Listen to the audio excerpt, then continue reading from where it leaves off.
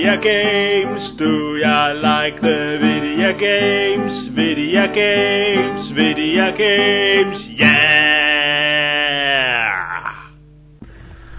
When I was a kid, my parents didn't believe I should spend my time playing video games, and as such I never had a Nintendo or Sega Mega Drive or Master System or anything like that. Now, my first computer was a Commodore 64, and I got that under the guise that it could do other things than just play video games, which of course meant that I would only use it to play video games on. Anyway, the joystick for the Commodore 64 only had one button. Sure, some of the joysticks had more buttons, but that was just more of a comfort thing. There was only really one action button on a joystick. That also meant that games were, to some extent, really, really simple. But the simplicity also happened to make some of the games really, really good. One of the prime examples of this is International Karate and International Karate Plus, and also Sensible Saga. Through the year, games have evolved. You can take a game like Metal Gear Solid 3. It has, you use all the buttons on the controller, and it's really sort of complex, and it's not something that casuals or people who don't play a lot of video games would get into. Of course, we have the Wii now, so we've pretty much gone full circle on that, so even casuals have a console that they can play games on. It's really hard to find a game that's both accessible for casual gamers and fun to play for us hardcore gamers.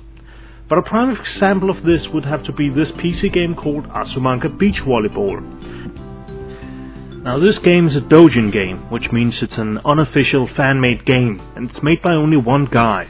He's done everything from making the game engine to drawing the sprites and making the music. And I have to say that the sprites and the graphics in the game really look a lot like the counterparts from the show and the manga.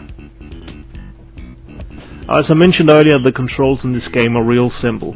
You have the movement keys to move around with, and then you have an action key which you use to hit the ball with. You also have another key which you use to switch players with. If you're playing single player, you can switch between the two players on your team. But you're actually able to play up to 4 players simultaneously. So it's a great multiplayer game for everyone to enjoy. Depending on which way you press the movement keys, you'll be able to do various hits on the ball. Let's say if you jump up and press up, you'll be able to lob the ball over the defense, and if you press down, you'll be able to do a power smash. You can only do power smashes when the bar over your team is charged up. Each time the bar charges up, another number appears representing how many power smashes you have left, and the bar gradually charges up as you play and score points. There's really not much else to say about the game. The graphics are incredibly fluid, the music is pretty annoying and can't be turned off for some reason, but it's a great game, fun game to play. If you have 3 buddies, you're able to play it on almost any computer.